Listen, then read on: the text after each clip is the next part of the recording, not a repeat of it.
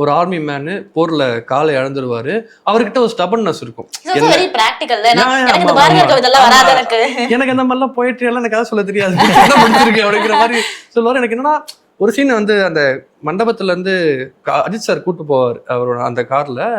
எனக்கு போர்ல என் கால் போன போட எனக்கு பெருசா வலிக்கல. ஆனா நாங்க அங்க இருந்து சென்னை வந்தப்ப எங்களை பார்க்க ஒருத்தர் வரல.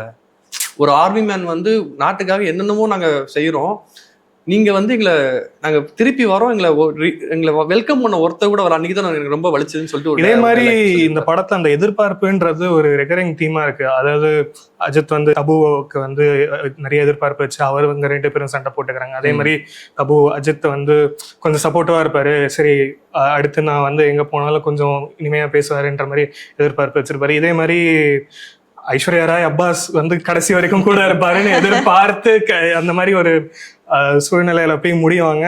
அதுவும் ஒரு அவங்கள நினைச்சு சினிமாக்கு பாடணும்ன்ற ஒரு ஆப்பர்ச்சுனிட்டி கிடைக்கும் போது இதுதான் இந்த மாதிரி ஒரு விஷயம் ஆகுது. அதனால அவங்க இருக்கிற இடத்தையும் மறந்துட்டு வந்து போறாங்கன்றத பிக்சரைஸ் பண்றது ரொம்ப ரொம்ப நல்லா இருந்தது.